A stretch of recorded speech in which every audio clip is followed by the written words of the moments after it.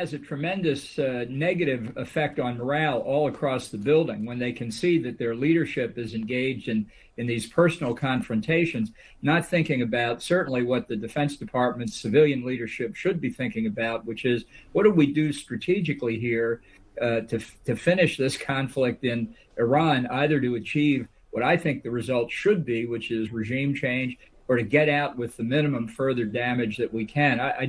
It's a tremendous misallocation of personnel resources.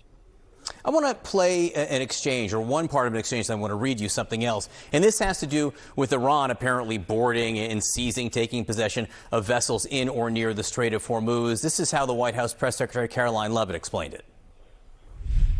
Does the president view that as a violation of the ceasefire? No, because these were not U.S. ships. These were not Israeli ships.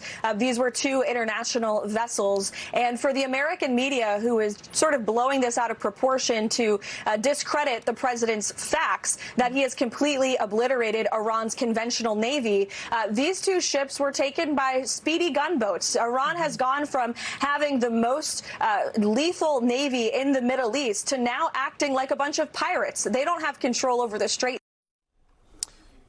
So she said, talking about it as blowing it out of proportion, but it was President Trump in a True Social not too long ago who said any Iranian who fires on us or at peaceful vessels will be blown to hell. So is it blowing it out of proportion or is it blown to hell? Which one do you think it is, Ambassador?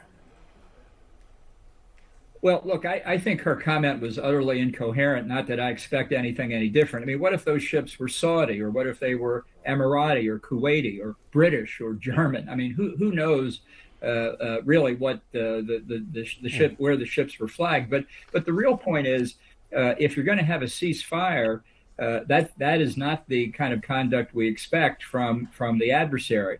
Now, Trump has also kept our blockade in place, and in fact, I think quite correctly extended it to a worldwide basis, which means the ceasefire itself is incoherent. And I'm afraid that's also a pretty good description at the moment of the direction of U.S. policy. I think the president's lost. I don't think he knows what to do next. Who has the leverage in negotiations as the president extended this ceasefire now a couple more days? Who do you think has the leverage, and who do you think Iran thinks has the leverage? Well, I think perhaps most importantly, Iran clearly thinks it has the leverage. I wouldn't have started the ceasefire. The country that benefits from the ceasefire is Iran.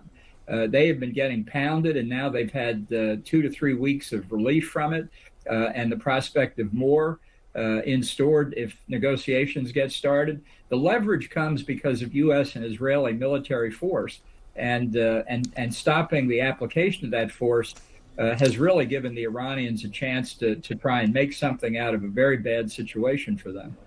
You mentioned the U.S. blockade of Iranian ports and the seizure of Iranian vessels and vessels that have been at ports all around the world. How much pressure do you think that puts on the Iranians? How long can they hold out against this type of blockade? Well, I think it puts enormous pressure on, but I think in addition to that, and it's one reason I wouldn't have had the ceasefire, we've got to make the rest of the Strait, the rest of the Persian Gulf, safe for traffic from oil from the Gulf Arab countries. In other words, stop Iran from exporting oil, but let our friends in the Gulf Arab states, export oil to alleviate the global economic effects that the conflict is having.